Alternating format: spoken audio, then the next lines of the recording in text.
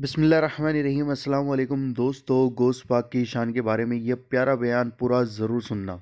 गौसे आज़म दरिया दजला के किनारे सफर फरमा रहे थे। खादिम साथ में था। अचानक एक औरत के रोने की आवाज आई। वो औरत बड़ी शिद्दत के साथ रो रही थी। उसके रोने में दर्द था, उसके रोने में जो है दर्द था, उसके रोने में कराहत थी, इकराह था। उसके रोने में बड़ी शिद्दत के साथ रो रही थी। आईने करामत एक किताब उसमें लिखा हुआ है। उसके रोने में इतनी शिद्दत थी और इतनी हिद्दत थी उसके रोने में कि उसके रोने की वजह से पानी के अंदर मछलियों के पेट के अंदर अंडे पिघल पिघल कर पानी हो गए थे। इतनी शिद्दत से रो रही थी वो।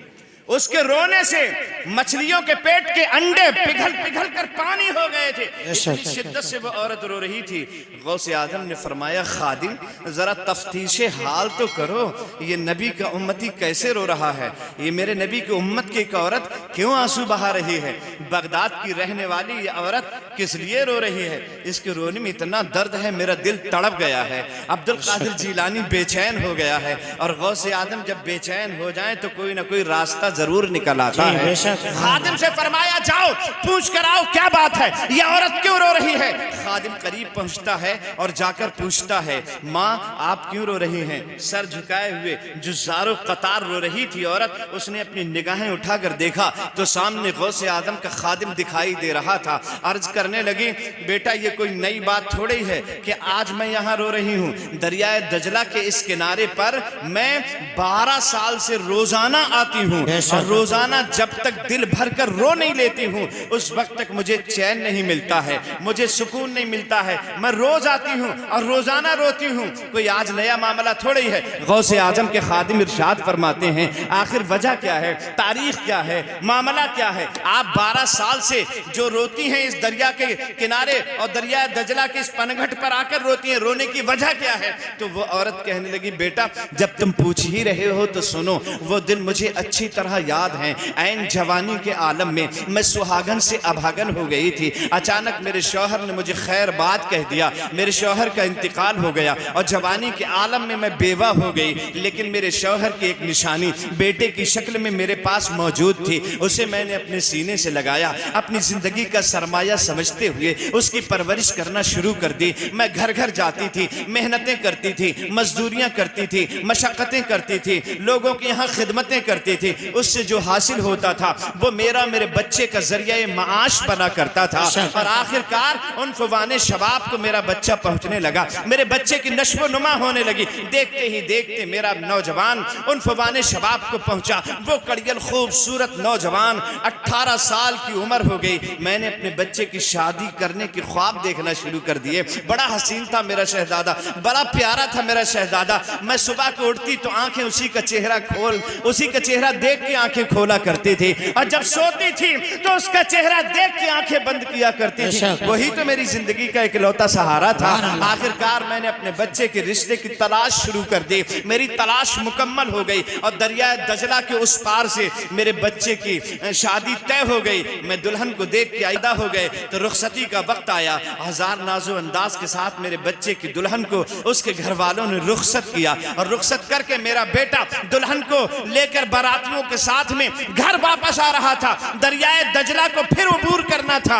लेकिन ऐसी अचानक तूफानी आई। कश्ती में बैठकर जैसे ही बारात बीचों बीच में पहुंची, कश्ती भंवर में फंस गई। तूफानी आई, लहरें आई, मौजें आई। उन मौजों के तूफान में भंवर में कश्ती फंस गई और देखते ही देखते कश्ती गर्काब हो गई। मेरे शहजादे की मैं बारात के दूल्हा दुल्हन यही गर्क हो गए। ये 12 साल पहले की बात है। मैं रोजाना आती हूँ और दिल भर के अपने बच्चे को याद कर कर के रोया करती हूँ। मैंने तो सही से अपनी दुल्हन को कुछ खिलाया पिलाया भी नहीं, वो तो मेरे घर भी नहीं पहुंच पाई। उससे पहले ही इस दरिया में गर्काब हो गए। मेरे बच्चे के साथ साथ बगदाद के और बहुत सारे लोग जो बाराती बने बन के गए थे वो सब इसी दरिया में गर्काब हो गए। गौसे आजम की खादिम की आंखें छलक पड़ी और गौसे आजम की बारगाह में जाके अर्ज करने लगा, हुजूर मामला ऐसा ऐसा है। हुजूर गौसे आजम उस औरत के करीब आए, इरशाद फरमाया, माँ बताओ तुम्हारे बच्चे की कश्ती कहाँ पर डूबी है? वो औरत कहती है, मुझे ये तो पता नहीं बेटा कि कश्ती कहाँ पर डूबी है, अलबत्ता लोग बताते हैं कि यहीं पे डूबी है। गौसे आजम ने जब इशारा देखा उस बूढ़ी औरत का कि यहीं पे डूबी है, अपनी अंगुष्ठ मुबारक का इशारा फरमाते हैं और फरमाते हैं, ऐ 12 बरस की डूबी हुई कश्ती बाहर निकल। नारे तकबीर, नारे रिसालत, नारे गौस, मसलके आला हजरत, जश्ने गौसुल वरा, जश्ने गौसुल वरा, नारे तकबीर। 12 बरस की डूबी हुई कश्ती बाहर निकल, लेकिन कश्ती बाहर नहीं निकलती है। दूसरी मर्तबा फिर इरशाद फरमाया, 12 बरस की डूबी हुई कश्ती बाहर निकल, लेकिन दूसरी मर्तबा भी कश्ती बाहर नहीं निकलती है। फिर तीसरी मर्तबा आपने फरमाया, 12 बरस की डूबी हुई कश्ती बाहर निकल। कसम रब्बे काबा की, तारीखों में लिखा हुआ है, आईने करामत में लिखा है। और दावत इस्लामी के बानी अमीरे दावत इस्लामी भी इरशाद फरमाते हैं कि देखते ही देखते 12 बरस की डूबी हुई कश्ती सतह आप पर आकर तैरने लगती है। जैसे ही कश्ती बाहर निकल के आई, बाराती उतर उतर कर अपने घरों को जाने लगे, दूल्हा दुल्हन भी उतर आए। औरत ने अपने बच्चे का हाथ पकड़ा, अपनी दुल्हन का हाथ पकड़ा और अपने घर को रवाना हो गई। जब सारे बगदाद के बाराती और दूल्हा दुल्हन अपने घर को चले गए तो अब्दुल कादिर जिलानी ने रब की बारगाह में अपने हाथों को लंबा कर दिया, या अल्लाह, अब तक ऐसा होता था कि जब मैं एक मर्तबा कहता था तभी मेरी तमन्ना और ख्वाहिश पूरी हो जाती थी। आज मैंने 3 मर्तबा कहा है, तब तूने मेरी तमन्ना को पूरा किया है।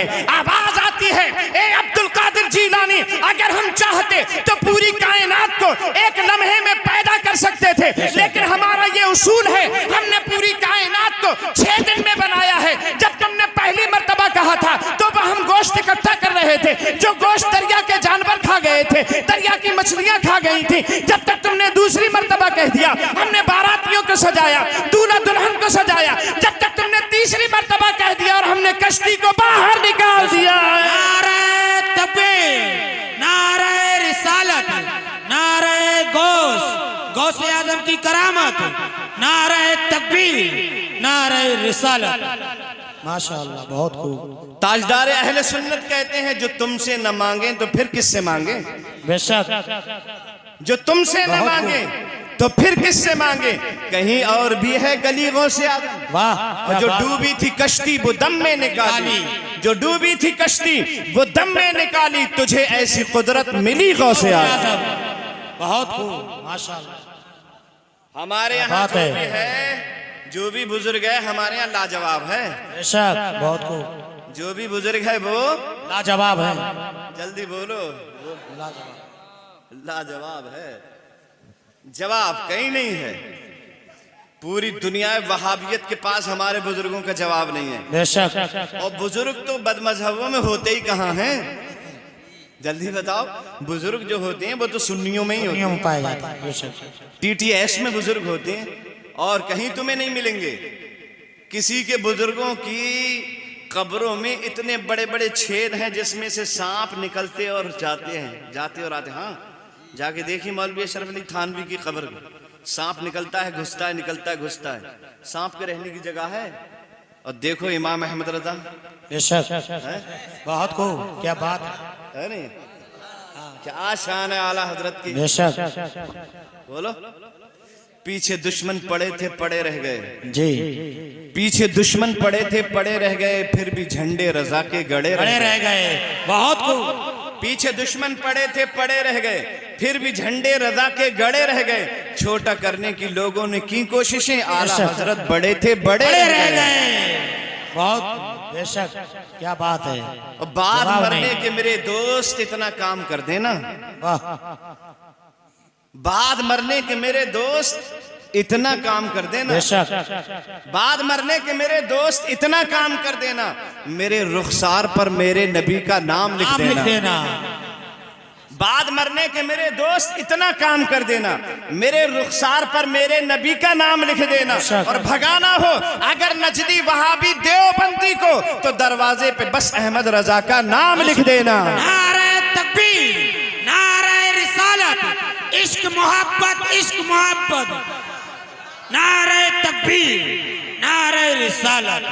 बहुत खूब, माशाअल्लाह। शान आला हजरत की क्या बात है। आलम कुफ्र को इस्लाम से डर लगता है, आलम कुफ्र को इस्लाम से डर लगता है, यानी कुरान के पैगाम से डर लगता है। आलम कुफ्र को इस्लाम से डर लगता है, यानी कुरान के पैगाम से डर लगता है। ऐ बरेली के रजा खान तेरा क्या कहना।